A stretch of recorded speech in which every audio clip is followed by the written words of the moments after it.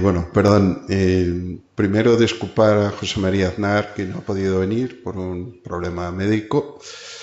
Y bueno, pues me pidió que in extremis que le sustituyese como moderador de esta conferencia. Y en primer lugar, por supuesto, presentarles a don Miguel Otero Iglesias, investigador principal para la economía política internacional del Real y prestigioso Instituto Elcano, y es también profesor del Instituto de Empresa. Dentro de su trayectoria profesional, tiene un doctorado en economía política por la Universidad de Oxford Brookes. Fue profesor en la Escuela de Negocios ESCA en París y en la Universidad de Oxford. Entre otros lugares, ha realizado estancias de investigación en la London School of Economics de Londres y en la Academia China de Ciencias Sociales de Pekín. Es experto en geopolítica del dinero, en Unión Monetaria Europea, gobernanza económica mundial y en economía china. Es también autor del libro Euro, the Dollar and the Global Financial Crisis y ha publicado más de un centenar de artículos en revistas académicas especializadas y en medios de comunicación internacionales como El País, Foreign Affairs o el Financial Times. Es uno de los coordinadores del manifiesto Dejen de marear la perdiz, una visión española sobre las reformas en la Unión Europea, firmado por 22 expertos españoles. Y nada más, cuando quieras, tienes la palabra. Muchas gracias por la presentación, muchas gracias por la invitación al colegio y a José María Aznar, que no ha podido estar aquí, pero es un placer, pues eso, ¿no? Dar una conferencia sobre 20 años, ¿se me escucha bien? 20 años de Unión Monetaria Europea, del euro en sí, pero bueno, como esta es la Comisión de Asuntos Monetarios o de la Unión Monetaria Europea, pues sabéis que la integración europea pues viene de mucho antes que en los últimos 20 años. Entonces, bueno, me voy a levantar porque creo que se me va a oír mejor y lo hacemos un poquito más dinámico. Como he dicho, podéis interrumpir en cualquier momento. Espero hablar, pues eso, unos 40-45 minutos y después, bueno, vamos al turno de preguntas y respuestas y me podéis preguntar cualquier tema. Voy a intentar hacerlo un poco menos provocador en algunos momentos para que no os quedéis dormidos a estas horas ya de la jornada. No sé si se ve bien la diapositiva con las luces estas, voy pasando, si no se ve, pues a lo mejor, no sé si se podría a lo mejor apagar estas luces aquí. Sí, pero rosa. Pero también como tenemos en directo el tema, pues andando, pues lo dejamos aquí. Si no se ve, pues me comentáis. Quizás así mejor. Sí, yo creo que así mejor. Perfecto, muy bien. No sé si puedo pasar aquí. Tengo que pasar.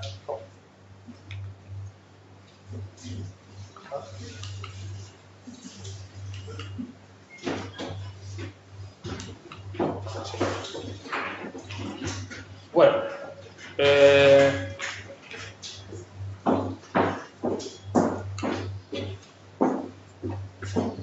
Bueno, quería empezar por las principales razones por las que se creó el euro. A veces nos olvidamos por qué se creó la moneda única.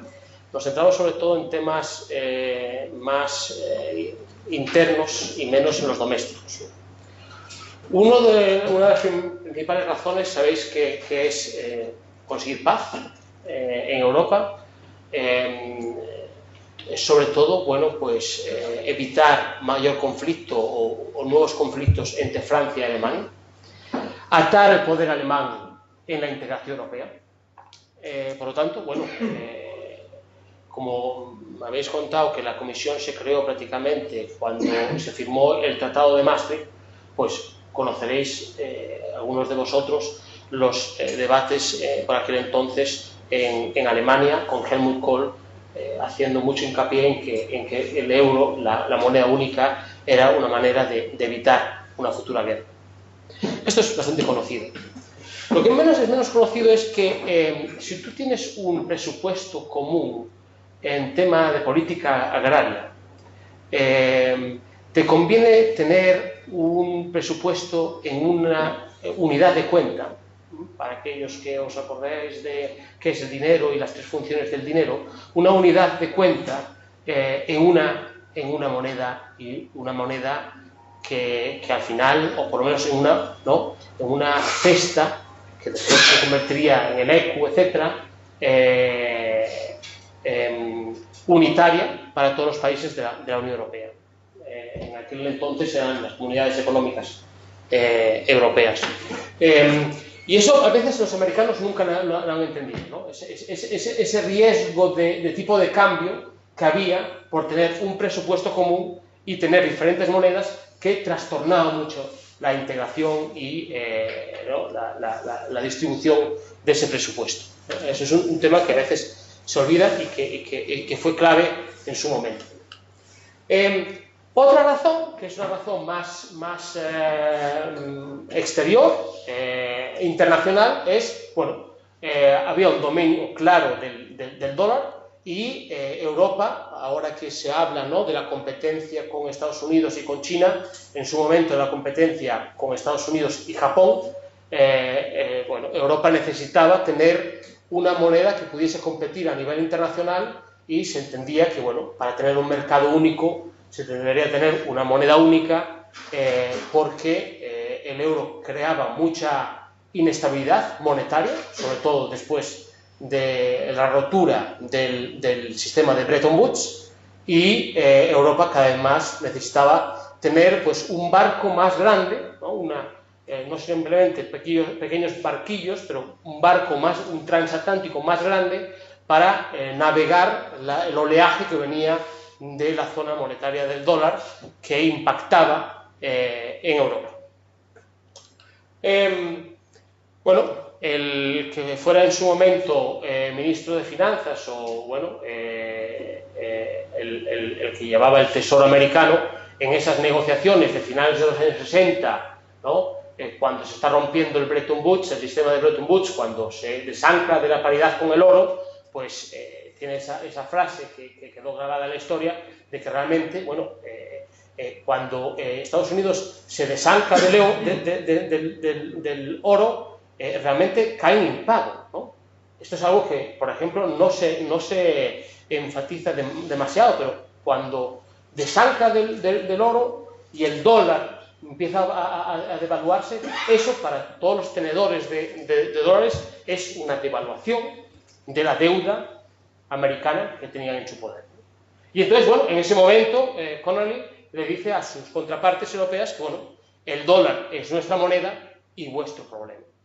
Y bueno, eso tiene que ver con el privilegio, ¿no?, exorbitante que tiene Estados Unidos por ser el que emite la moneda internacional. Y ahí, bueno, pues como sabéis, empieza el Plan Verde que empieza en 1970, prácticamente, pues, ¿no?, un año antes de que se rompa el sistema Bretton Woods, con la visión de crear, pues, algún día una unión monetaria. Estamos en los inicios, ¿no? Yo quería empezar aquí, porque es importante empezar aquí, no solo en los últimos 20 años, pero en los últimos 50 años, en relación a, bueno, el deseo europeo de dos cosas. Una mayor integración, y dos, evitar fluctuaciones en los tipos de cambio. Al ser países pequeños, abiertos, que comercian entre ellos muchísimo con el resto del mundo, pero sobre todo entre ellos, no quieren ver grandes inestabilidades de tipo de cambio. Por lo tanto, esa obsesión por tener tipos de cambio anclados en Europa, que, otra vez, cuando yo hablo con mis colegas americanos y británicos, no lo tienen tanto en el ADN como nosotros. El hecho de que nosotros no nos gusta tener volatilidad cambiaria, que por ejemplo sí que nos asemeja más a los chinos, que también ellos, ¿no?, tienen una versión muy clara a el tipo de cambio volátil. Ahí es cuando se empieza a introducir lo que se conoce en español como la serpiente en el túnel, snake in the tunnel. Sabéis que, bueno, es un intento de mantener el sistema de Bretton Woods entre países europeos, y ahí vemos las primeras dificultades. Las primeras dificultades porque en principio el ancla era el dólar, pero poco a poco el ancla se convierte en el Deutsche Mark, ¿no?, en el marco alemán, que y aquí vemos, ¿no?, en los años 70, principios de los años 70, como pues, en el ancla siendo, bueno, pues, la línea negra, que sería el dólar, el barco alemán se mantiene muy estable, mientras que todos los otros países pues, tienen que salirse de ese, ¿no?, de ese túnel que está dentro de lo que es el sistema más amplio que teníamos con el dólar, y los únicos que pueden mantener un tipo de cambio fuerte, acordaros que estos son años de debilidad del dólar, de alta debilidad del dólar. Por lo tanto, vemos que el Reino Unido e Italia tienen que devaluar al mismo tiempo, no se mantienen en el túnel, tienen que devaluar sus monedas, y los únicos que se mantienen un poco dentro de lo que es el túnel son los primos de los alemanes, los holandeses. Y eso ya crea las primeras tensiones porque, lógicamente, Francia, país muy importante, también ve devaluaciones en esta época.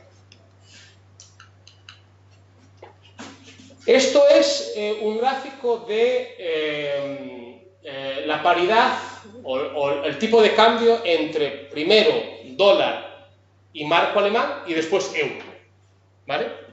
Este es el periodo de Bretton Woods, más o menos estable.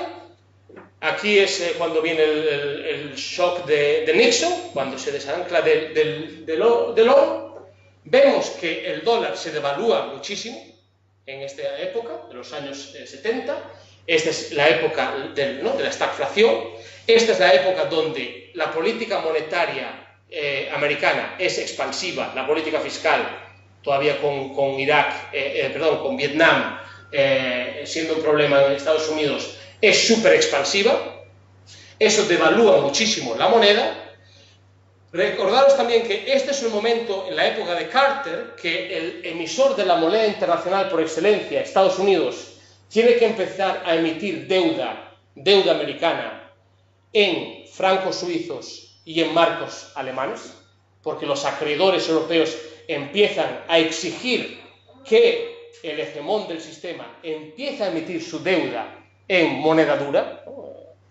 Entonces, bueno, esto crea una gran inestabilidad. Esto es como se conoce como los shocks del dólar. Viene Volcker sube los tipos de interés a finales de los años 70. Al subir los tipos de interés drásticamente, sube otra vez el precio del dólar, ¿vale?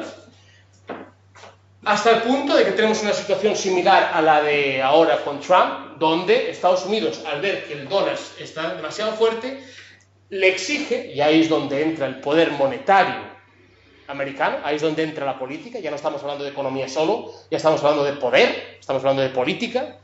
Ahí es cuando, bueno, Estados Unidos le exige a Japón y a Alemania que alcen el valor de sus monedas.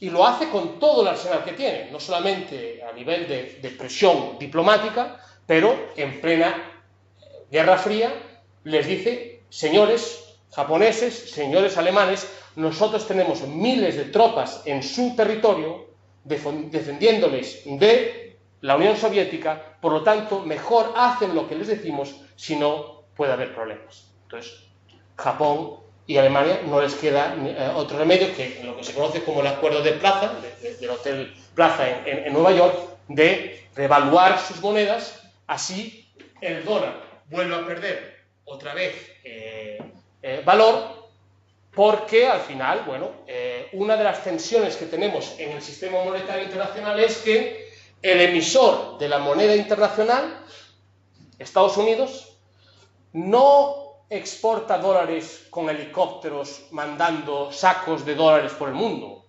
Normalmente lo hace pues teniendo una cuenta corriente deficitaria.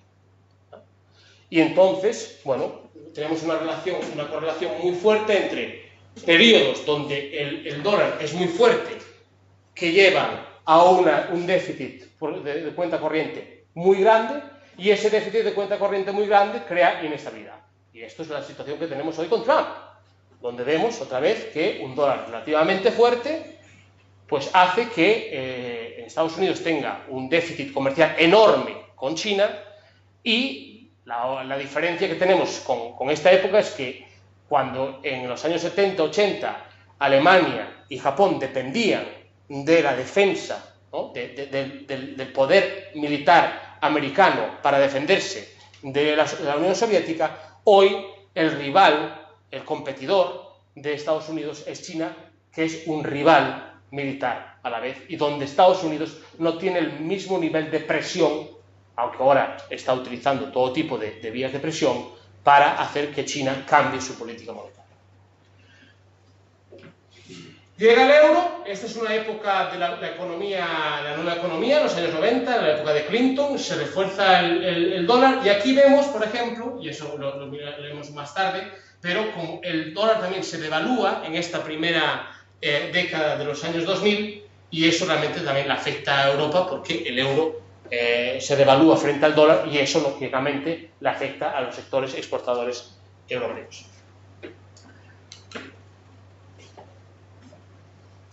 Pero no vayamos demasiado pronto o demasiado deprisa, porque tenemos un segundo intento de introducir la serpiente en el túnel, ¿no? Esto que es lo que se conoce como el sistema monetario europeo.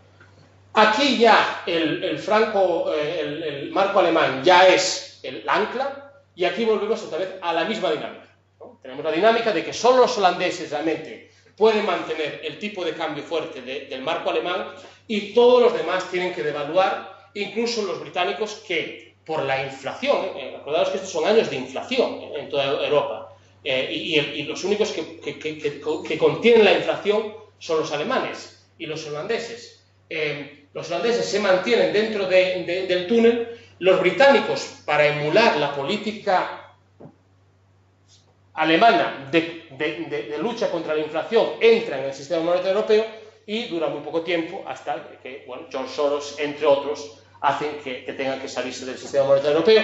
Y en ese momento, de las entrevistas que yo he hecho, por ejemplo, para mi doctorado, gente en la City de Londres estaban encima de las mesas celebrando que se había roto ya el sistema monetario europeo, que lo de la paridad, esa obsesión del continente europeo de tener paridad en tipos de cambio, se había roto, y pocos pensaban que 10 años después, o menos de 10 años, 7 años después, se crearía la moneda única, porque pensaban que nunca se iba a crear.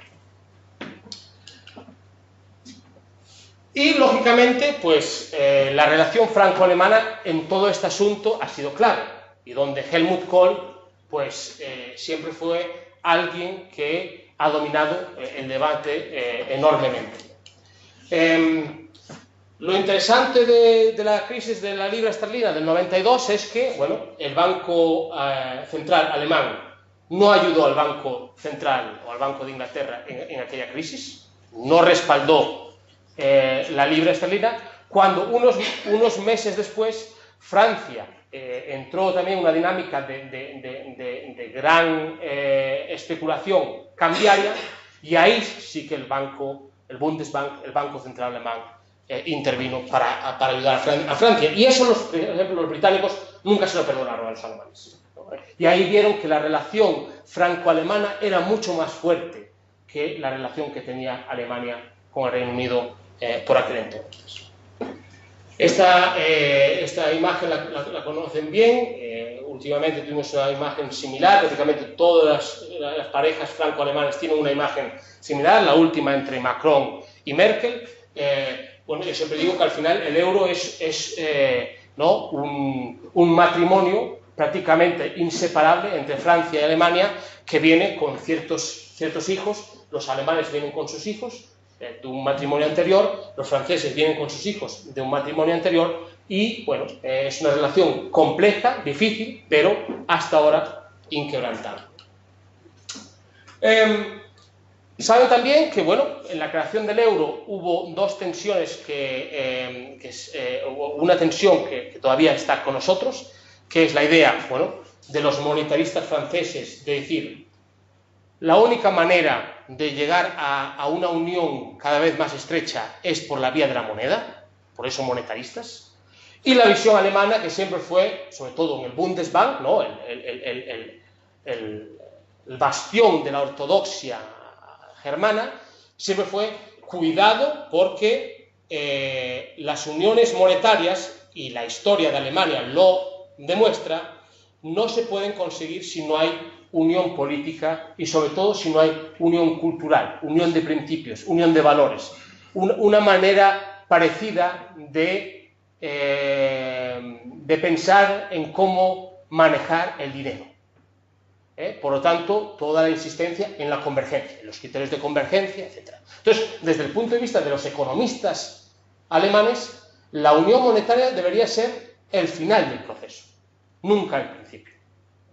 En cambio, los franceses siempre vieron que, bueno, en la visión francesa siempre, desde Charlemagne, desde Carlomagno, pasando por Napoleón, pasando por Víctor Hugo, pasando por tantos otros, la visión francesa siempre fue la misma, que era, bueno, vamos a establecer una unión monetaria en Europa donde haya siempre una capital política, y esa capital política debe ser París. Y esa es un poco todavía la visión que tienen muchos del establishment francés. Llega Maastricht, y bueno, ahora entramos en el tema de la independencia del Banco Central Europeo. Bueno, para entender esto creo que es importante entender también qué es dinero. A veces empezamos a debatir sobre la unión monetaria sin saber realmente qué es dinero. A lo largo de los años yo he venido diciendo que el gran problema que tenemos es que en nuestros libros de texto de economía nos explican el dinero mal. Nos cuentan que en una aldea imaginaria, según Adam Smith, el dinero surge del trueque, ¿no? En una aldea, pues el pescador y el panadero y el campesino, etcétera, empiezan a intercambiar bienes y el dinero surge para acelerar la actividad económica y para evitar esto que se conoce en economía como la doble coincidencia de deseos. Que yo tenga el deseo de querer algo que tú tienes y tú algo que tenga yo. Eso a veces no coincide, por lo tanto es problemático. Y por eso surge el dinero. Y el dinero es un bien como otro, sigue las reglas de oferta y demanda, suele tener valor intrínseco, divisible, perdurable, etc. Esa es la historia que nos han contado a nosotros, a todos en la facultad. Bueno, yo en mi doctorado, sobre todo después de pasar un tiempo en China, descubrí que los antropólogos, los historiadores, los sociólogos y los economistas politólogos que han estudiado la historia del dinero no han encontrado evidencia que soporte esa teoría de la generación del dinero. Más bien el dinero surge o bien desde el lado de los impuestos, allá por Mesopotamia, el imperio mesopotamio, que es el emperador impone impuestos, por lo tanto la gente tiene que pagar impuestos, y lo más importante, la función más importante del dinero no es la del medio de cambio, que es la que viene de la historia del trueque y del dinero, ¿no? Y el dinero como una mercancía más. La función más importante del dinero es la de unidad de cuenta. ¿Y quién establece esa unidad de cuenta? ¿Quién establece cómo medimos? Yo, que obviamente soy gallego, cuando vas a muchos de los pazos gallegos, siempre hay en los pazos una vara de medir que la establecía el feudal de ese terreno. Y eso estaba establecido por la autoridad política de esa zona. En el dinero lo mismo. Normalmente la unidad de cuenta que se utiliza para darle valor a las cosas es un impuesto, y cómo calculo el impuesto, creo una unidad de cuenta y digo cuánto me tienes que dar por mes o por año. Esos son los orígenes del lado impositivo del dinero. Hay otros orígenes que vienen de la cultura belga, también germánica, pero prehistórica, de las primeras tribus. En las primeras tribus, si tú violabas, si tú matabas, si tú robabas, entrabas en deuda con la comunidad. ¿Quién establecía el valor de esa deuda? Normalmente el Consejo de Sabios. Igualmente, tenemos una unidad de cuenta. Por lo tanto, dinero siempre es deuda y siempre hay una relación de acreedor y deudor. Y la autoridad política que establece esa unidad de cuenta es la que hace que el sistema sea estable. Eso no quiere decir que a lo largo de los siglos no haya habido dineros privados. Las notas de intercambio de la Edad Media entre las cámaras de comercio antiguas que había usaban una especie de dinero, pero normalmente cuando hay guerras, cuando hay epidemias, cuando hay tensiones geopolíticas, eso desaparece muy rápido, porque ¿quién vela por la propiedad privada? ¿Quién vela por el respeto de la ley, el derecho, el Estado de Derecho, etc.? Normalmente la autoridad política. En Europa, muchos se creyeron la historia tradicional del dinero, que se puede crear dinero sin una autoridad política. Pero para darle valor a ese dinero, se tuvieron que comprar las tesis germanas de la ortodoxia de la gestión del dinero. Porque si tú no tienes un Estado detrás para avalar ese dinero, si ese dinero es frágil porque realmente nadie sabe cuál es la autoridad política que está detrás de ese dinero, ¿qué tienes que hacer? Tienes que crear un marco de política monetaria súper ortodoxo, para que nadie piense que ese dinero va a ser débil en el futuro. ¿Y cómo haces eso? Haciendo que el Banco Central sea muy independiente, ¿vale? Para que la City de Londres en ningún momento vea debilidad y pueda hacer lo que hacía con el franco francés antes, que era cada vez aprovechar cada debilidad para atacar esa moneda. Tienes que hacer una moneda muy fuerte que incluso la gente de la City diga, no voy a especular contra esa moneda. Pero para eso se necesita un marco muy férreo y muy ortodoxo. Podemos hablar más sobre este tema. Por lo tanto, vivimos una despolitización del dinero en Europa. El Pacto de Estabilidad y Crecimiento, importantísimo, hay que mantener la cultura germana ortodoxa de estabilidad de precios y estabilidad presupuestaria, y los años dorados, porque yo cuando hice, por ejemplo, mi doctorado, que viajé por todo el mundo preguntando a la gente qué pensaban del euro, muchos inversores internacionales, esto fue antes o durante la crisis global de 2007-2008, les gustaba el euro, porque el euro era una moneda fuerte, porque sabían que el Banco Central era muy independiente y había muy poca posibilidad de que hubiese influencia política para devaluar la moneda. Por lo tanto, si tú eres un inversor internacional, te gusta tener tus inversiones en una moneda que sabes que va a mantenerse fuerte. Y eso hizo que algunos economistas pensasen que el euro iba a superar el dólar como moneda internacional. Eso hizo que el euro empezase con debilidad y con muchas dudas al principio, ¿no? Ahora estamos celebrando 20 años, pero después tuvo, eso, desde el 2002 hasta el 2008, una apreciación del 100%, prácticamente. Eso es durísimo para el sector exportador, de cualquier país. Porque sabemos que cuando llega a 1,20, los españoles y portugueses ya empiezan a lamentarse. Cuando se llega a 1,30, los franceses, el presidente francés, ya lo veréis en las noticias diciendo que el euro está muy fuerte. A partir de 1,40, normalmente, solo hay uno en Europa que se mantiene. Y todos sabemos quién es. Y claro, esto que en principio se veía como positivo, que los chinos, que todos estos empezasen a invertir en euros y en deuda en euros, en producto financiero denominado en euro, claro, macroeconómicamente es problemático. Mientras que Estados Unidos, se beneficiaba de un dólar más débil en estos momentos. Viene la crisis de Lehman, Vemos también aquí, bueno, este seguramente sea uno de los gráficos más conocidos, que es la prima de riesgo. La prima de riesgo que había antes de la introducción del euro, se introduce el euro, llega Lehman Brothers y como otra vez hay una divergencia de las primas de riesgo de los bonos de 10 años. Hay que recordar que en el 93 el soberano griego pagaba un tipo de interés a 10 años del 25%. Todos aquellos que dicen que sería bueno volver a la moneda nacional para recuperar soberanía nacional, soberanía monetaria, yo les recuerdo este gráfico. Si alguien piensa que pagar 25% a un acreedor internacional es ser soberano, monetariamente hablando, tiene un problema.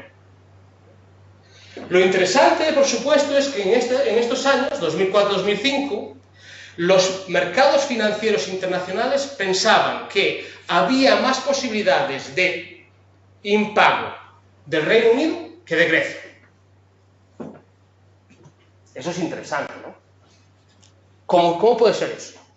Bueno, también en las entrevistas que hice para mi doctorado, la visión era, bueno, aquí nosotros pensamos que existía algo que se llama los Estados Unidos de Europa. Pensamos que se iba a rescatar a los débiles. Y por lo tanto, arriesgamos en ese sentido. Hay otras explicaciones también. Sabemos también que la deuda soberana no tiene riesgo, por lo tanto se puede utilizar como colateral frente a, ¿no?, al Banco Central Europeo, etc. Hay diferentes explicaciones. Pero esto es interesante, como de repente hay un nuevo cálculo de riesgos y hay una divergencia en las primas de riesgo. Tenemos los momentos de Grecia, la casi salida de Grecia, tanto en el 2012 como en el 2015. Muchos en el norte pensaban que este era un problema de fiscal, de deuda pública. Eso puede ser verdad para Grecia, incluso para Italia. Bélgica, que yo sepa, nunca estuvo en crisis. Irlanda está ahí porque estamos en el 2010, pero si mirásemos al 2008 tendría una deuda del 23%, porque tuvo que rescatar la banca. Por lo tanto, aquí lo tenéis.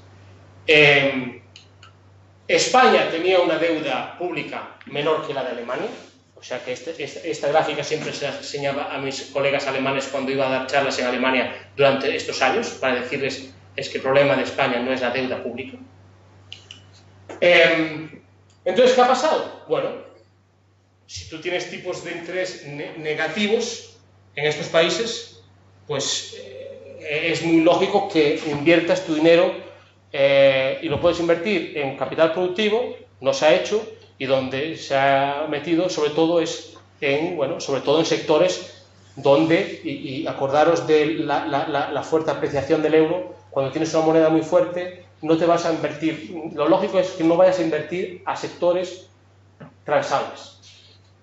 Inviertes en sectores más protegidos, y en el caso de Irlanda y España en inmobiliario, ¿no? Y entonces tuvimos las grandes burbujas inmobiliarias que hubo en Grecia, en Irlanda y en España. Pero lo interesante, como decía, del dinero, el dinero es deuda, y siempre hay un acreedor y un deudor, es que al final uno está atado al otro. Eso es lo bueno, lo bonito. Y eso, por ejemplo, la teoría de áreas monetarias óptimas nunca lo ha entendido. Porque siempre han entendido el dinero mal, nunca han entendido la parte financiera crediticia de todo eso. Siempre se han centrado mucho más en la economía real, en los factores de producción, pero nunca en la parte del crédito. Y la exposición que tenía Alemania a España, a Portugal, a Irlanda y a Grecia o Francia era de tal magnitud que tenían que rescatar esos países. Porque si no rescataban esos países, la banca de Alemania y de Francia iba a la banca.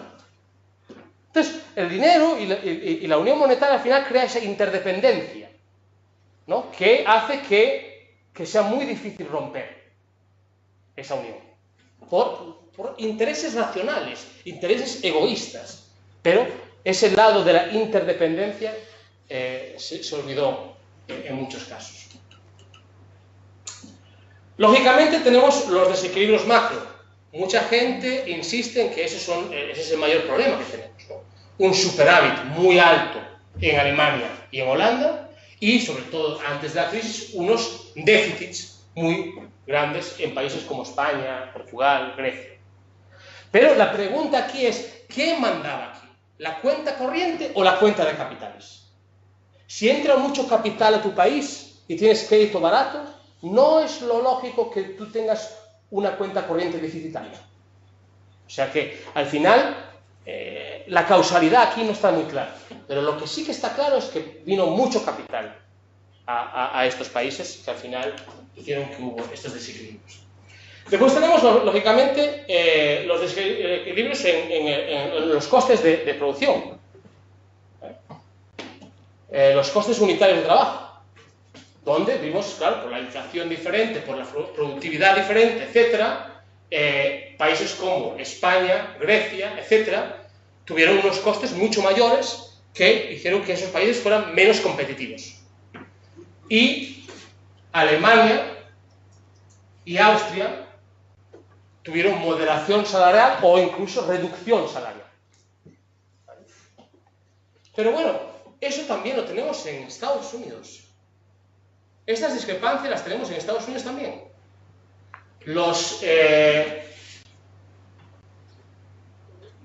griegos de Estados Unidos son los de Luisiana. Y los alemanes de Estados Unidos son los de Oregon. Pero ¿cuál es la diferencia? Que aquí estamos hablando de un Estado federal, de una deuda federal, de un Estado que está detrás de una moneda, que puede emitir deuda y esa deuda es atractiva porque hay mucho volumen, y aunque sea mayor, está en menos dificultades que Europa, que tiene menos deuda, tenía menos deuda, pero estaba fragmentada. China, por ejemplo, cuando decía también otra vez en mi doctorado y entrevistas, en China, pero no solamente en China, en Arabia Saudí, en los grandes acreedores mundiales, siempre me decían, el problema que tengo yo en el euro es que si yo entro en uno de estos mercados de deuda soberana, lo reviento. Un jugador como China empieza a meter ahí 200.000 millones, lo revienta. En 2 días, el tipo de interés, ¿no?, va por los suelos. Y ya no me interesa invertir en esa deuda, porque no me da rendimiento. Y eso es, lógicamente, una de las grandes diferencias entre el dólar americano y el euro. Y la mayor es que no sabemos quién está detrás. ¿Quién es el soberano? ¿Quién es la autoridad política que está detrás del euro? Tenemos las tensiones estas de que tenemos un Banco Central Europeo que no es un prestamista de última instancia. No teníamos una unión bancaria, al final creamos la unión bancaria. No teníamos una unión fiscal, por lo tanto teníamos unas deficiencias considerables que no se supieron arreglar a nivel fiscal, a nivel político. No llegamos a ningún acuerdo hasta que llegó un momento en que España podía entrar en impago y España, como se decía en Bruselas, era demasiado grande para caer, pero también demasiado grande para ser rescatada. Y ahí es cuando se crea la unión bancaria y ahí es cuando Draghi da ese discurso que para muchos es el discurso que salva el euro. Pero yo, como alguien que entiende el dinero, como os he explicado, el que ha salvado el euro no es Draghi. Los bancos centrales no salvan los dineros o el dinero europeo. Porque si se mira realmente cuándo se produce la baja de las primas, que se produjo después de ese discurso, si ese discurso no estuviese apoyado por esta señora, al día siguiente las palabras de Draghi no hubiesen tenido el impacto que tuvieron. Si Merkel al día siguiente hubiese dicho, no, yo creo que el Bundesbank está en lo cierto, que esto del OMT, que esto de ayudar aquí y de comprar deuda soberana, esto está mal, Draghi no hubiese conseguido lo que consiguió. Fue la capacidad de la soberana, ¿no?, o sea, de la representante del soberano y de el contribuyente alemán el que ha salvado el euro. Tenemos el problema de Target 2, que también fue clave, podemos entrar en estos detalles, ¿no? del sistema de pagos que hay dentro de la zona euro. Ahora tendría que realmente actualizarlo, porque sabéis que ahora ha aumentado otra vez enormemente, algo que preocupa muchísimo a los economistas alemanes, que vemos otra vez que hay una dependencia gravísima de sitios como Italia y de España de financiación dentro del sistema de pagos de la zona euro por capital del norte, pero hemos creado una cuasi unión fiscal. El MEDE, el Fondo de Rescate Europeo permanente ahora, si utilizamos toda su capacidad, que puede llegar hasta 700.000 millones, estamos hablando de varios, o sea, estamos hablando de prácticamente el 3 o 4% del PIB de la zona euro. Ya estamos hablando de unas sumas importantes. Y esta es una línea roja que Alemania cruzó. El Rubicon aquí. O sea, Alemania siempre se opuso a crear un presupuesto común, una bolsa común. Aquí se ha creado. Muy limitada, con condicionalidad, por supuesto. El problema, lógicamente, para algunos es el Fiscal Compact, el pacto fiscal que se ha creado, en contrapartida, ¿no? Que todavía es, para algunos, es el pacto de estabilidad y de crecimiento todavía más rígido, que mata a Keynes, ¿no? Para algunos el pacto de estabilidad mata por la política keynesiana, pero, bueno, es verdad que cada vez hay más intromisión de la Comisión a través del semestre europeo en los presupuestos nacionales, véase la tensión que hay hoy con Italia, y los estados, a cambio de que los alemanes cediesen en el MEDE, cedieron mucha soberanía. Soberanía que creo que muchos estados, cuando firmaron el pacto fiscal y todas las reformas de la gobernanza económica del euro, no se dieron cuenta cuánto poder le dieron ahora a la Comisión en cuanto a intromisión en las políticas nacionales. Cuando tú tienes que entregarle el presupuesto nacional antes a Bruselas que a tu propio Parlamento. Desde el punto de vista chino-americano es una locura. Pero eso se está dando. Por otro lado, cuando hablo con mis colegas holandeses, ellos me dicen que todo esto está muy bien, pero al final a España no se le ha sancionado, a Portugal no se le ha sancionado, a Italia no se le va a sancionar y Francia hace lo que quiere. Por lo tanto, todo esto no sirve de nada. Y ahora se quiere todavía un presupuesto de la zona euro. El holandés dice que están locos estos. La Troika tenía todos sus problemas, los hombres de negro que vienen aquí a decidir todo tipo de políticas. ¿Qué legitimidad tiene esta gente? ¿Quiénes son esta gente? ¿No? Eso hace falta ir a Irlanda, Portugal, para ver cuánta animadversión hay hoy a la Comisión, a las instituciones europeas por esto. Se creó la unión bancaria, pero falta la última pata, que es un mecanismo de seguro de depósitos europeo. Tenemos un fondo de resolución bancaria que en principio para muchos expertos es demasiado pequeño. Si Deutsche Bank quiebra, si Banco Santander quiebra, si Société Générale quiebra, esto no llega ni para pagar a los de seguridad del banco. Estamos hablando de bancos que tienen un PIB mucho más grande que de sus países. Entonces, la única manera para estabilizar la historia de las finanzas nos demuestra que cuando hay una crisis de verdad sistémica, el que estabiliza suele ser el soberano, el contribuyente. Si tú no tienes un contribuyente con peso, estás en graves problemas. Y ahora tenemos bancos demasiado grandes en Europa para los pequeños soberanos que somos. O creamos un soberano europeo, o si no, estamos en dificultades. Brexit nos enseñó lo problemático que tenemos en una gobernanza intergubernamental para solucionar problemas entre acreedores y deudores transnacionales. Es una dinámica perversa, porque el acreedor te pone la pistola en la sien. Y el acreedor manda mucho más que el deudor. Y lo rocambolesco, lo kafkiano de todo eso es que 3,5 millones de finlandeses llegan a tener más poder porque Finlandia es un acreedor que 47 millones de españoles, cuando hay muchos más acreedores en España que 3,5 millones.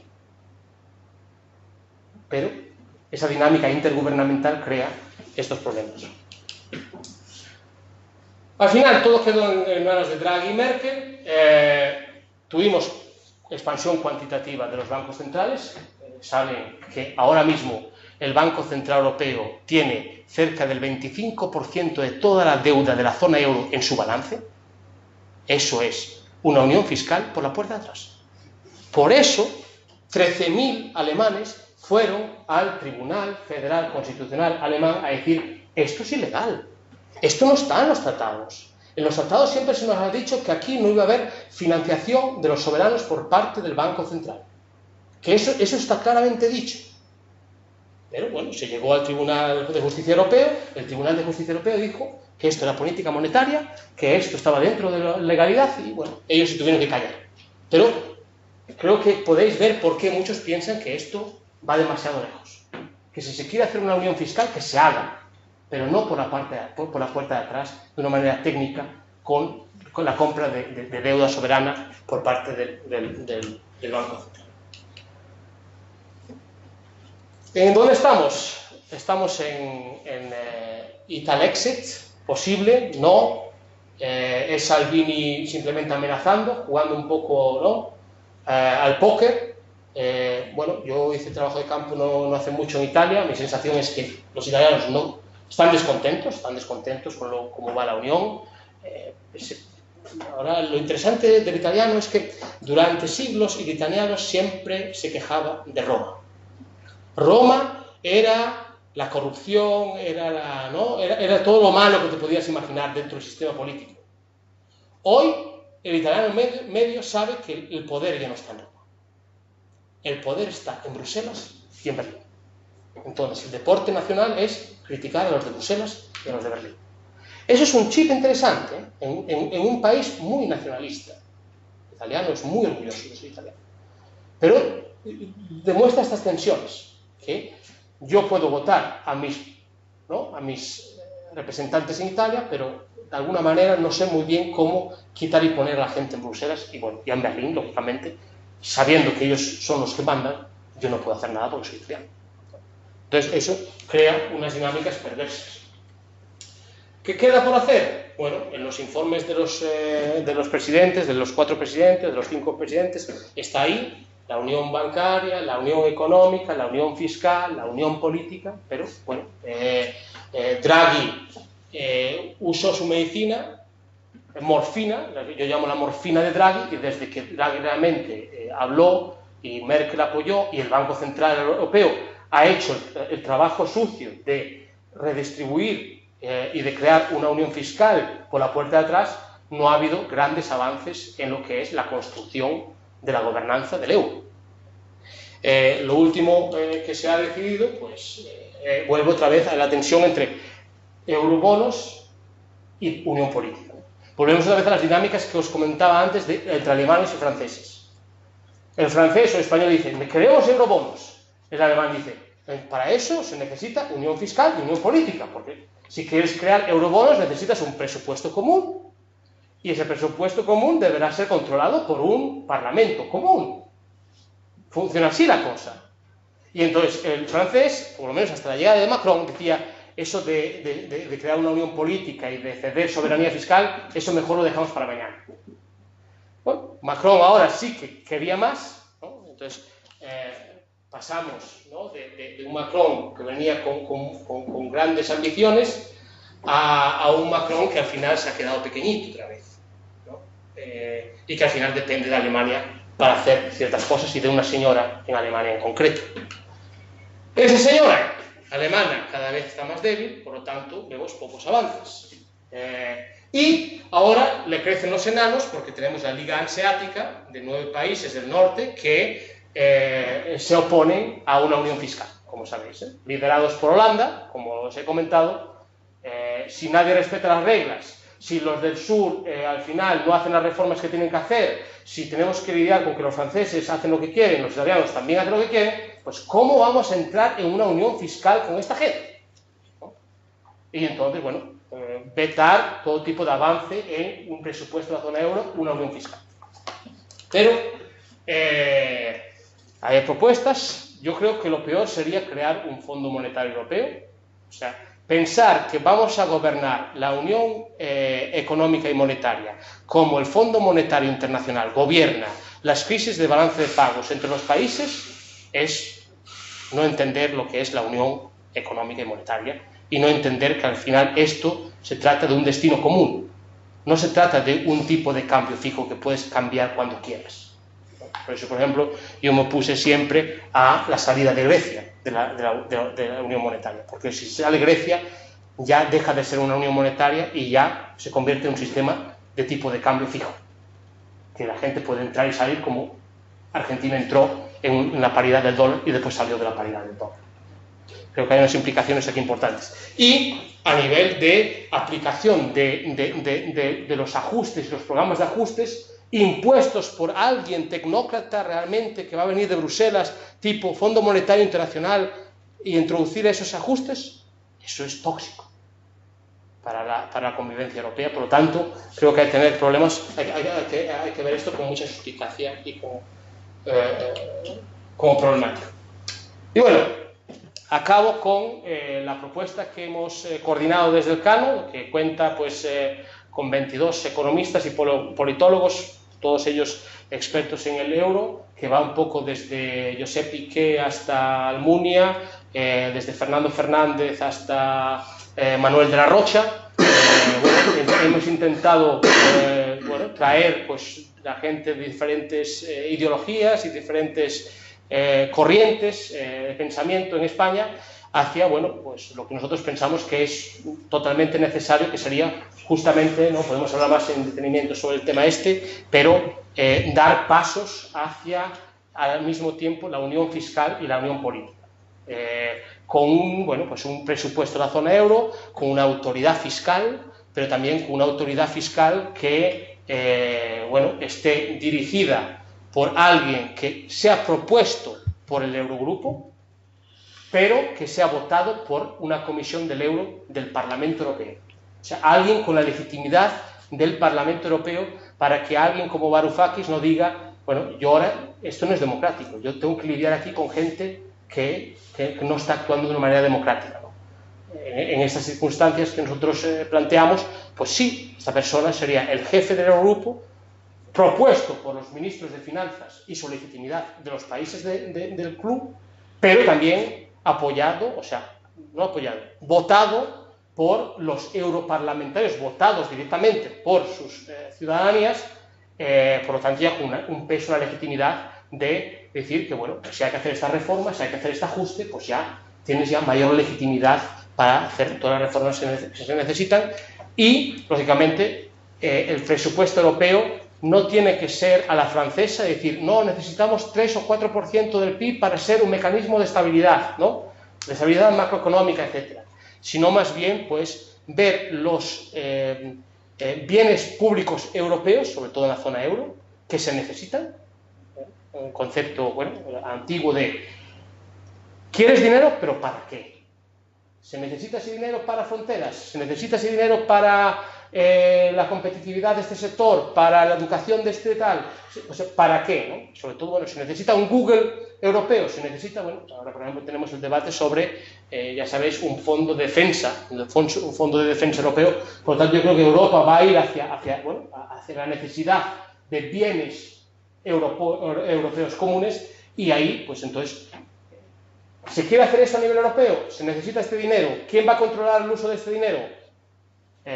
Una comisión de la zona euro o del Parlamento Europeo, y entramos en una dinámica de una mayor legitimidad del proceso y la creación poco a poco de ese soberano europeo que es necesario para que el euro pueda sobrevivir. Nosotros incluso en el manifiesto decimos para que pueda sobrevivir varios siglos, no simplemente décadas, pero si realmente queremos que el euro sobreviva siglos, tenemos que entrar en esa dinámica. Lo dejo aquí y puedo responder a cualquier pregunta que tengáis. Muchas gracias. Ahora empezamos un poco el debate, algunas preguntas. Bueno, ya que he hablado yo antes, voy a empezar. Para que hablen los que sepan, mira, cuando vas a la fábrica de moneda y timbre, claro, también un poco surge el tema de la explicación del dinero. Quizás como allí lo que realmente hay es una representación del dinero, pues realmente quizás también un poco van por el tema de la fábula o el cuento, ¿no? La explicación primitiva de la unidad de cambio, unidad de cuenta, unidad de reserva. Entonces, en este tema de unidad de reserva, unidad de cuenta, digamos, el euro realmente sí ha cumplido bastante de sus objetivos, ¿no? Es decir, quizás un poco, porque bueno, no daba tiempo a más, pero no solamente en el mundo quizás está todo el tema del dólar, pero sí quizás también todos los países emergentes. Entonces, digamos, ahí quizás sería interesante comentar un poco de ese tema, respecto a lo que ha sido y respecto al futuro. ¿Respondo Sí, una yo creo, hora? sí. Bueno, primero lo que dices de la obsesión que tenemos, sobre todo en Occidente, pero en Europa, de pensar que el dinero es algo metálico y un metal precioso. Eso viene de tiempo atrás. Marco Polo, cuando llega a China, descubre que el papel moneda es moneda. Los chinos fueron los primeros que inventaron el papel moneda, mucho antes que nosotros, varios siglos antes que nosotros, porque entendieron que, como dices tú, al final el chip, el token, ¿no? El elemento material que usamos para representar dinero puede ser aleatorio. Puede ser sal, puede ser conchas, puede ser cigarros en un campo de concentración. Lo interesante es que a lo largo de la historia, cuando tú miras atrás, lo que permanece suele ser el metal. Entonces nosotros pensamos, bueno, los romanos usaban monedas porque todavía las podemos tocar hoy. En el medievo se usaban monedas porque las podemos tocar hoy. Los sistemas crediticios son inmateriales y por lo tanto no sabemos el sistema, no podemos saber la dimensión, la sofisticación del sistema crediticio del Imperio Romano. Es difícil saber, porque bueno, hay un claro ejemplo, durante siglos el Banco de Inglaterra, cuando emitía deuda, tenía un palo largo y esos dos palos, el palo lo rompían y entonces le daban al acreedor, el que había comprado la deuda, el bono del banco, le daban una parte, la parte de ese palo, que encajaba perfectamente con la otra parte. Y la otra parte la guardaban en el búnker del Banco de Inglaterra. Hasta que hubo un gran fuego que quemó todos esos palitos que habían quedado en el Banco de Inglaterra. Entonces ese sistema crediticio desapareció. Tú imagínate hoy, dentro de 100, 200 años, 500 años, alguien intente analizar cómo era nuestro sistema financiero hoy. Y tú imagínate que en 100 años, de repente, haya un apagón internacional que elimine todo el registro de todas las transferencias financieras que se han hecho en los últimos 80 años. ¿Qué desaparece? Porque como es inmaterial, ¿qué desaparece? Antropólogos mirarán para atrás y dirán, oye, pero esta gente al principio del siglo XXI, mira que era arcaica, usaba monedas.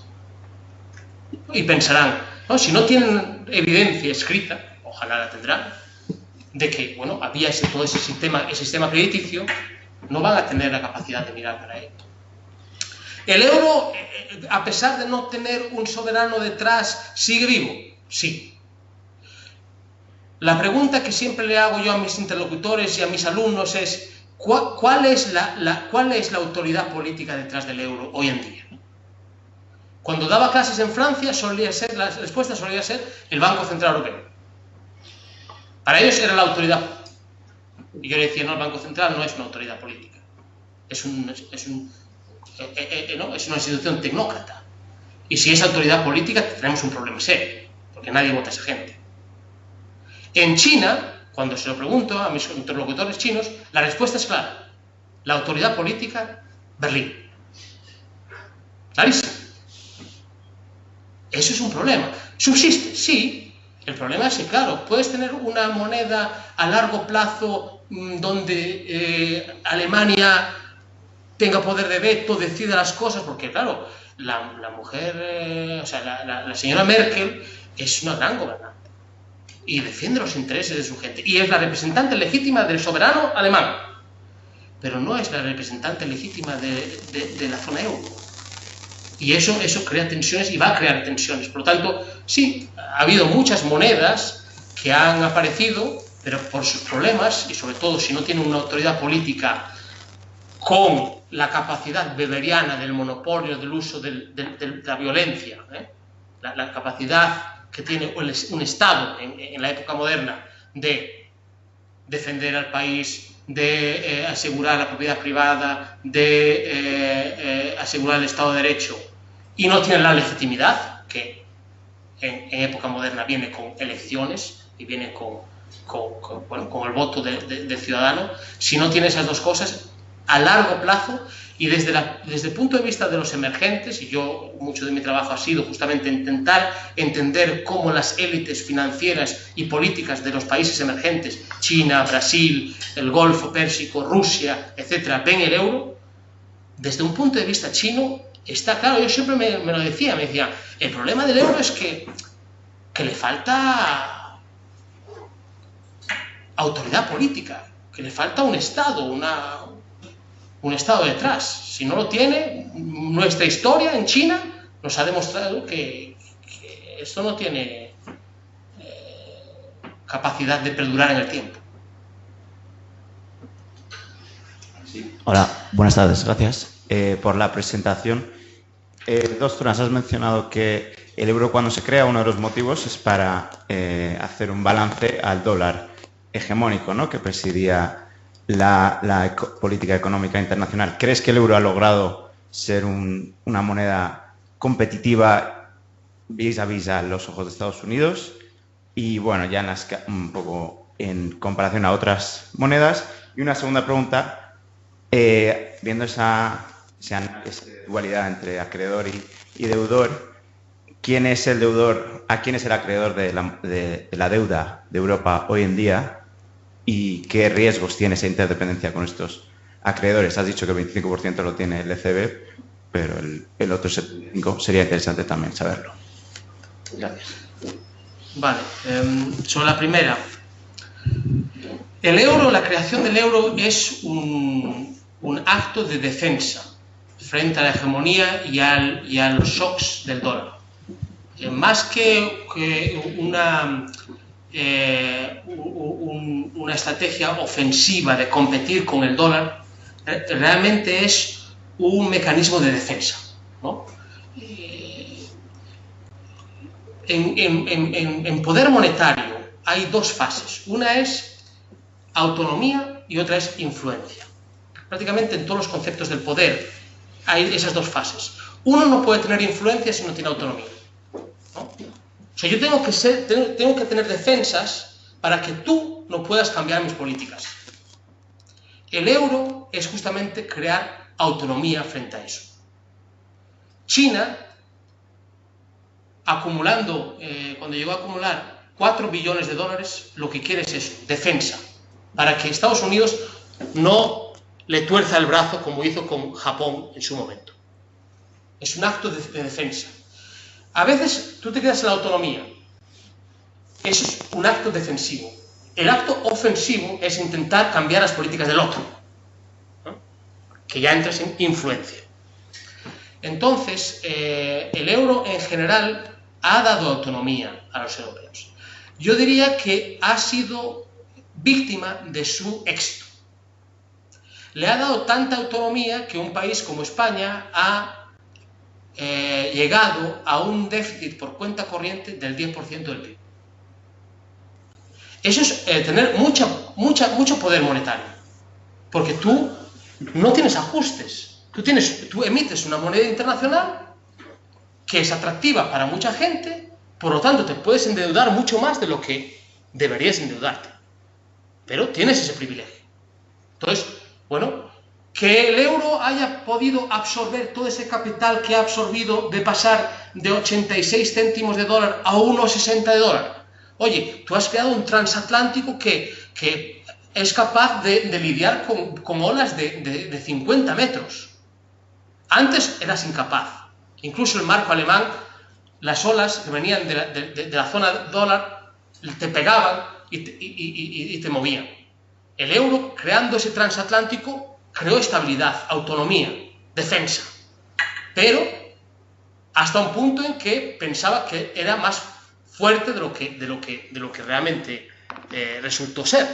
Porque una vez que llegas a 1,60, una vez que te endeudas a un 10% del PIB de cuenta corriente, te creas unos problemas que, bueno, no solamente vas a unas olas de 50 metros, es que vas a no sé cuántos nudos por hora, que vas lanzadísimo, por lo tanto empieza a haber grietas en tu edificio, y esas grietas se vieron cuando al final tú todavía dependes de una unidad de rescate basada en Estados Unidos, que se llama la Reserva Federal, que en la crisis global internacional de 2007-2008, había aquí una escasez de dólares tan brutal que tuvo que llamar el Banco Central Europeo a la Reserva Federal para conseguir más liquidez de dólares, y la Reserva Federal, con un swap, ¿no? con un acuerdo de liquidez, tuvo que darle liquidez al Banco Central Europeo. Y no solamente eso, ya si realmente nos metemos en temas de geopolítica,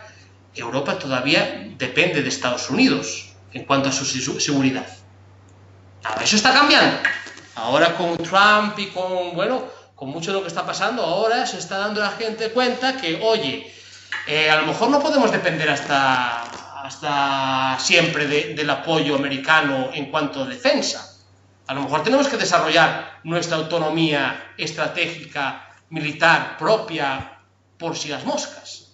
Y ahora es muy interesante que durante tanto tiempo, yo cuando hacía mi doctorado, que eso ya fue hace 10 años, en Europa nadie estaba a favor de promover la internacionalización y el uso del euro a nivel internacional. Nadie. El Banco Central Europeo siempre decía que no, la Comisión Europea siempre decía que no. Los únicos que decían un poco que había que promover eso eran los franceses. Hoy la Comisión Europea tiene un programa para internacionalizar activamente, o sea, el uso del euro, porque, por ejemplo, en el tema de Irán, los europeos nos hemos dado cuenta, eso lo describe muy bien recientemente el director del MEDE, que ha dicho, tenemos un problema gordísimo. O sea, hemos firmado un tratado de desnuclearización con Irán. Estados Unidos dice que ahora él no participa en ese tratado. Y ahora nos dice que si ustedes hacen negocios con esta gente, los vamos a sancionar. Y sabemos si van a hacer negocios con esta gente porque ustedes usan SWIFT, el sistema de pago, que yo tengo control. Entonces, sé siempre con quién ustedes comercializan. Entonces, claro, tú tienes el euro, pero al final, lo que se llama la fontanería del sistema financiero internacional está controlada por Estados Unidos. Entonces, si quieres ser más autónomo, tienes que crear fontanería paralela. Y todavía estamos en los inicios de todo eso. La segunda pregunta, ¿quién es el deudor, acreedor y todo eso? Bueno, aquí creo que es importante diferenciar varias cosas. Una cosa es la deuda pública, ¿ok? Y muchos de los países europeos tienen una deuda pública de en torno del 100%, como España, Francia, Grecia, Italia, mucho más. Algunos países tienen una deuda pública bastante alta, pero reduciéndose. Alemania, mejor ejemplo, ¿no? En los últimos años, Alemania creo que este año ya va a llegar al 60%. De estar en el 88, algo así, ya va a llegar a el Pacto de Estabilidad y Crecimiento, que dice que tienes que estar al 60%. ¿No? Pero después está la deuda privada, que hay que computarla, si queremos mirar el tema de acreedor y deudor en una moneda, y después está el cómputo y el cálculo neto de todas esas deudas. La zona euro en su conjunto, me imagino, ahora no tengo las cifras en la mente, pero me imagino que es un acreedor neto vis-à-vis el mundo. El mundo le debe dinero a la zona euro, porque tenemos a Alemania, que Alemania, la posición de inversión neta en el mundo, computando deuda pública y privada de Alemania, es posición neta de acreedor del 50% del PIB alemán. Por lo tanto, y todo el norte son acreedores. Bueno, Francia, yo creo que ahora mismo la posición de inversión neta de Francia debe ser de un negativo un 20%, no más. La de Italia, que eso es lo que diferencia a Italia de España, la posición de inversión neta de Italia con respecto al mundo es de menos 7%, 8%. La de España es menos 80% del PIB. O sea, Italia le debe al mundo el 8% de su PIB. España le debe al mundo el 80% de su PIB. Así que, en general, la zona euro es una área económica rica, acreedora al mundo. El mundo le debe a la zona euro.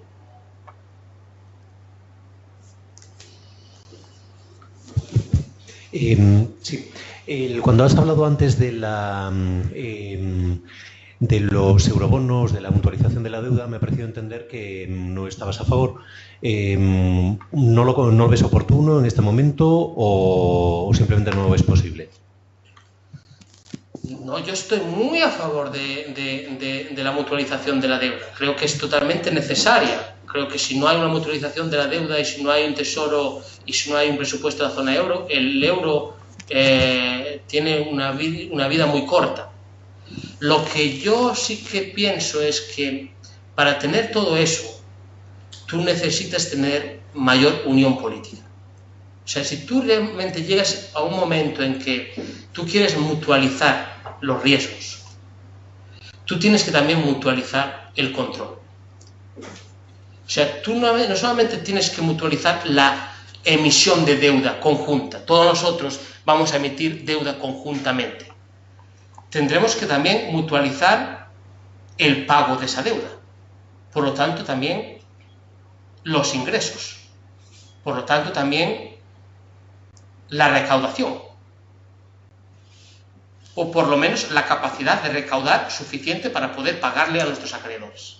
Entonces, yo creo que eso, o sea, yo estoy con Merkel en que esto es, y Sarkozy después lo entendió, Macron también lo entendió, que esto tiene que ser el final de un proceso. O sea, lo más normal es que tú creas suficiente confianza entre todos los miembros para que empecemos a usar una tarjeta de crédito conjuntamente. Vamos a usar la tarjeta de crédito conjuntamente, pero eso significa también que tendremos que tener mecanismos de control para que nadie se desmadre y para que todo el mundo al final aporte lo suyo para devolver esa deuda que estamos adquiriendo usando esa tarjeta de crédito. Y eso normalmente se hace pues creando unos mecanismos de democracia parlamentaria a nivel europeo que sean los que controlen y tengan la legitimidad de recaudar impuestos y decidir el uso de esos recursos que se adquieren por la emisión de esa deuda conjunta. Yo quería preguntarte cómo ves, en tu opinión, el balance, el saldo que ha tenido el impacto del euro en España en estos 20 años. Hombre, yo creo que ha sido en general muy positivo. Muy positivo. Si miras a los datos macroeconómicos, España, creo que después de Alemania, ha sido el país que desde 1999, hace 20 años, ha visto una subida de renta per cápita mayor que ningún otro. Y eso a pesar de la crisis, contando ya la crisis. O sea, a pesar del golpe de la crisis, este país es un país mucho más rico de lo que era hace 20 años. Al final, bueno, aquí es un tema de cuánta capacidad tienen tus élites para hacer reformas y para generar una estabilidad macroeconómica, monetaria, lo suficientemente independiente y autónoma para poder vivir fuera de un área estable, de precios. O sea, España, Italia, todos estos países entraron en el euro en primer lugar porque ellos pensaban que iban a conseguir la estabilidad de precios que tenía Alemania. Según ese baremo, esto ha sido un éxito. La estabilidad de precios aquí ha sido asegurada y, por ejemplo, la crisis, por lo menos a muchos de los empresarios a los que yo he entrevistado, me decían que anteriormente, cuando el ministro de Finanzas de este país decía que no iba a devaluar, que no se iba a devaluar la peseta, esa noche no dormían. Entonces, bueno, tú piensas que eres Suiza o el Reino Unido, bueno, y el Reino Unido últimamente tampoco es aquí un ejemplo de estabilidad, pero, o Suecia, que digas, mira, yo tengo aquí unas instituciones fuertes, tengo una cultura de estabilidad, tengo unas élites y una élite política muy controlada por la sociedad, que gestiona el bien público de una manera adecuada, etcétera. Pues entonces, bueno, pues dices, pues a lo mejor a Suecia no le ha venido mal quedarse fuera. Pero yo creo que a un país como España le ha venido muy bien. Ahí Víctor Pérez, este sociólogo español, que ha escrito mucho sobre el euro, él lo ponía de una manera un poco cruda, ¿no? Pero creo que tiene parte de razón, ¿no? Él decía que al final los países del sur de Europa hicieron algo como Ulises, ¿no? Se ataron al mástil, y atarse al euro es atarse al mástil. Te constriñe, pero también hace que no vayas corriendo a los cantos de sirena que puedan llegar de soluciones fáciles a problemas muy complejos. Y yo creo que al final, donde España todavía tiene que avanzar es en mejores instituciones, ¿no? En mayor competencia en muchos sectores, en mayor meritocracia, en mayor, ¿no?, niveles de educación, muchos elementos que al final no tienen que ver con una moneda. Y yo creo que, bueno, ejemplos más recientes como Turquía y Argentina demuestran que el simple hecho de poder devaluar un 20 o un 30% para así poder realizar un ajuste menos dramático no te saca del atolladero. Así que, bueno, yo creo que en general ha sido muy positivo, porque al final también hay que entender que si miras a los números, la internacionalización de la economía española en los últimos 20 años ha sido increíble, ¿no? Sobre todo después de la última crisis, hemos pasado el sector de exportación de ser el 24% del PIB al 31-32%, a niveles de Italia. ¿Eso se hubiese logrado con una moneda débil, de instabilidad monetaria, etcétera? ¿O es que gracias al euro hemos tenido una moneda fuerte que nos ha permitido invertir fuera, salir fuera y competir, etcétera, etcétera, y hacer ciertas reformas necesarias que al final con una devaluación a lo mejor no las hubiésemos hecho? Creo que todos esos elementos hacen que en el balance mío la entrada y permanencia en el euro haya sido muy positiva para este país. Bueno, en relación con lo del presupuesto único europeo, que efectivamente yo por lo menos personalmente creo que es el camino, le veo sin embargo una serie de problemas, ¿no? Es decir, haciendo la traslación a lo que pasa, digamos, en España, por ir a la micro, apruebas el presupuesto mediante un Parlamento Europeo. Por lo tanto, tú ya tienes que definir cómo repartes ese presupuesto. Y después ya emitirás bonos para financiar ese presupuesto, lo que sea, europeos. Bien. Dices, ahora, vamos a ver, llega España, por ponernos, y decir, yo necesito tanto, todos van a pedir, es como pasa aquí con las comunidades autónomas, nadie va a estar contento. Y te ves un poco el gasto público español y al final se nos va en pensiones, sanidad, pagos de intereses de deuda pública, fundamentalmente.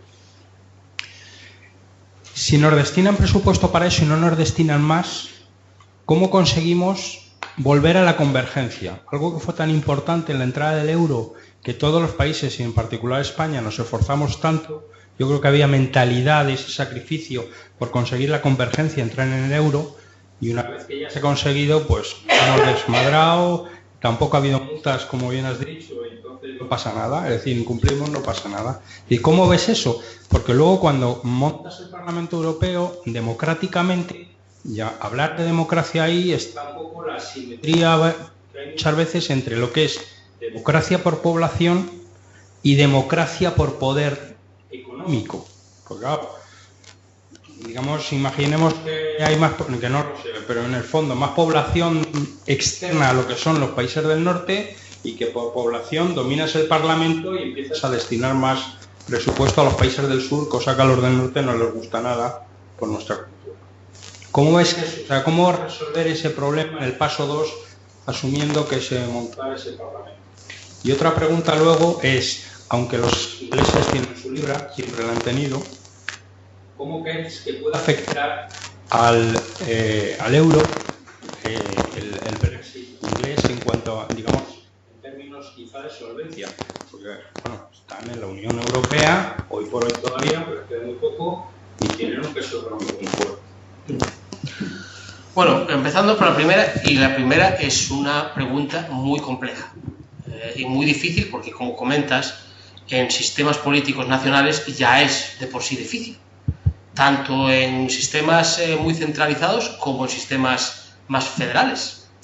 Pero también es verdad que no hay ninguna unión monetaria sin una unión fiscal. Dos puntos aquí. Uno, en cierto sentido ya estamos haciendo cierta redistribución, o sea, ya estamos asignando recursos para determinadas regiones, determinados sectores, determinados consorcios universitarios. O sea, el presupuesto de la Unión Europea es pequeño, es solo un 1%, pero ya hay, ¿no?, una asignación bajo ciertos baremos, bajo, bueno, estas regiones tienen menos renta disponible, tienen más apoyo. En cuanto a innovación y desarrollo e investigación, estos consorcios hay, convocatorias, se presentan de diferentes consorcios de toda Europa y reciben dinero de la Comisión Europea. Y yo soy, por ejemplo, evaluador de programas de Horizonte 2020 de consorcios europeos. Entonces yo evalúo, yo estoy determinando a dónde va a ir el dinero, si va a ir a este consorcio o si va a ir a este otro consorcio, ¿no? O sea, estoy evaluado, estoy distribuyendo ese dinero, ¿no? O sea que el plan Juncker, oye, que estamos hablando ya de 200 o 300 mil millones, y España es el tercer país que ha recibido más inversión del plan Juncker. O sea que ahí también hay, ¿quién decide qué proyectos reciben financiación? O sea que ya estamos en esas dinámicas. Es verdad que es poco dinero, relativamente hablando, y entonces cuando ya empiezas a hablar del 3%, del 5%, del 10%, ya la cosa cambia, ¿no? Pero yo creo que la manera debería ser siempre, y lo que proponemos en este papel, es reformas o dinero por reformas.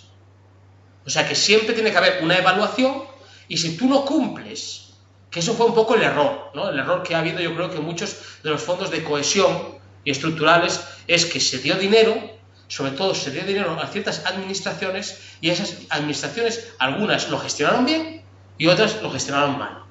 Y las que lo gestionaron mal no fueron sancionadas o no fueron, no. Yo creo que, bueno, ahí se puede aprender mucho, y creo que todavía no hay una evaluación de cómo se usan esos recursos, que es una insistencia mucho de los del norte. Los holandeses todos los días me comen la oreja con el tema este, y sobre todo, por ejemplo, ahora ya todo el tema de la condicionalidad, de que si tú vas en contra de los principios de la Unión, si tú vas en contra del Estado de Derechos, etcétera, pues a lo mejor se te cierra el grifo, ¿no? O sea, yo creo que ahí tienes que tener palancas desde el centro de la Unión, palancas de presión.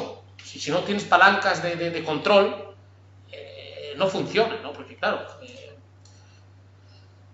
el segundo, el Reino Unido salirse de la Unión, hombre, si ha habido dos factores que han sido federalizantes en los últimos años, han sido el Brexit y Trump, ¿no?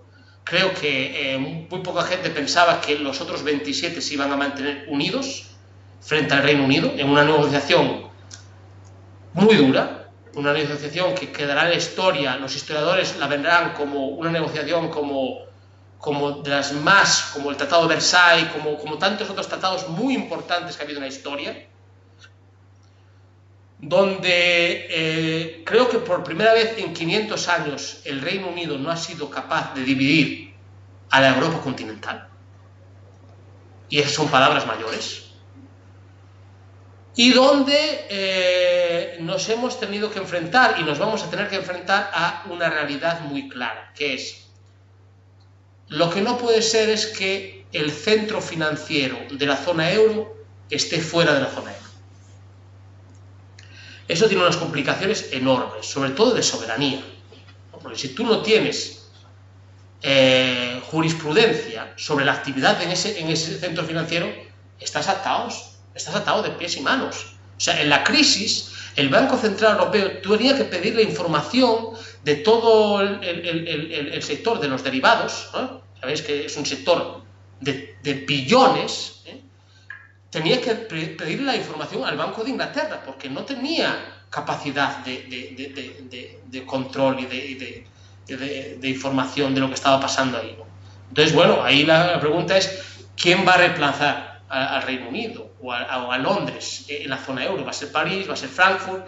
Lo más normal es que sea Frankfurt, por lo menos ahí es donde está yendo mucha de la inversión y mucha de la actividad, que es normal. O sea, al final el poder financiero siempre se acerca al poder monetario, ¿no? Y al poder político. Estábamos hablando antes de que los chinos pensaban que el poder político de la zona euro era Berlín.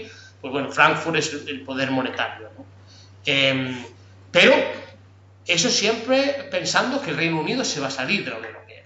No sé si saben que yo todavía públicamente sigo defendiendo que pienso que no va a salir el Reino Unido de la Unión Europea, y ahí la pregunta es si al final el Reino Unido va a ser este socio problemático que mete palos en las ruedas constantemente y se opone a la mayor integración, o después de pasar por cierta humillación, la humillación de tener que volver a petar en la puerta y de pedir otra vez entrar en el club, que entienda que para ser grande, para tener influencia en el mundo, tiene que hacerlo desde el club y con un club más fuerte y más autónomo y más soberano. Como sabéis, hay grandes dudas sobre esto último y si es posible o no, pero yo creo que estratégicamente, para los intereses europeos, nos conviene contar con una potencia como el Reino Unido dentro de nuestro club. O sea, dentro de 100, 200 años, yo prefiero tener a los británicos a mi lado que por ahí perdidos en el Atlántico, cuando me tengan que enfrentar a los chinos, rusos o americanos, o indios, o brasileños. Esto... No sé, yo quería hacer, no sé si hay alguien más, y quería hacer una pequeña consideración. Al principio has hablado de por qué se creó el euro, y yo creo que habría que ir incluso más atrás. Tras la crisis de 1929 y el desatarse digamos, la gran crisis y las políticas que empezaron por Estados Unidos de cerrar las fronteras a las exportaciones, quien fue destruida fue Alemania. Y yo creo que Alemania pues aprendió la lección, y que Alemania, por muy poderosa que sea, no es nadie fuera, ella solita, fuera de Europa. Y bueno... Y Alemania siempre ha tenido un déficit, un superávit comercial muy importante con Estados Unidos, y digamos el Lebensraum que decían los alemanes, pues lo tiene dentro de Europa, y si Estados Unidos y puede resistir una política agresiva por parte de Estados Unidos en términos comerciales, porque está dentro de Europa. Y lo digo un poco por volver a poner en su sitio a lo que parece que solo son bondadosos. Y yo creo que Alemania ha permitido una devaluación del dólar de casi un 50% entre 2002 y 2008, y que eso ha sido una especie de plan Marshall para Estados Unidos, para sacar a Estados Unidos de la crisis. No sé si ha pagado una deuda histórica con Estados Unidos a costa de todos también. Bueno, dos puntos aquí. Primero, estoy totalmente de acuerdo contigo que al final Alemania, por razones históricas, pero no solamente históricas, sino de interés propio, tiene un interés enorme en que la Unión Europea se mantenga y, bueno, no sé si leéis un poco a Pablo Schwantes, que es corresponsal del Mundo en Bruselas, siempre dice que al final los que realmente, de los pocos que se toman realmente en serio el tema de Europa son los alemanes. A nivel de todos los dossiers, a nivel de meter a la gente donde tiene que meterla, a nivel de tomarse en serio el tema este. Y en los últimos años, por ejemplo, también se ha comentado mucho de que Alemania pues, tenía una relación especial con China, exportaba muchísimo a China, le ayudó muchísimo el estímulo económico chino para salir de la crisis, etc. Pero justamente en los últimos años ha descubierto que sola, frente a China, no puede hacerlo. Así que en ese punto totalmente convencido, y creo que la determinación alemana, sobre todo por ejemplo en el tema del Brexit, de mantener unida Europa es fuertísima, es prácticamente su ADN. En cuanto a lo segundo de si esto ha sido una estrategia alemana o que Alemania ha permitido la devaluación del dólar en los primeros años del siglo XXI, en la época de 2002-2008, que fue más, ¿no? Fue el 100% prácticamente de la evaluación del euro. Bueno, la obsesión alemana, y eso durante décadas, siempre ha sido que devaluar la moneda no te ayuda.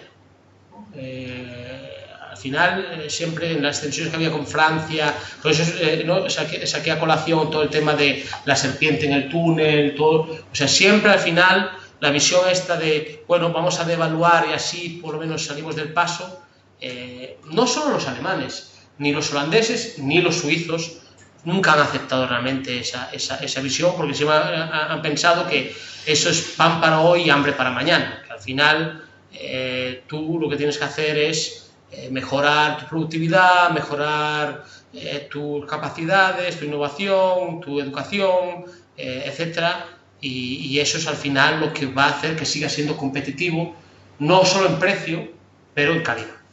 Y eso al final va a hacer que dependas mucho menos de las fluctuaciones de tipo de cambio que otros.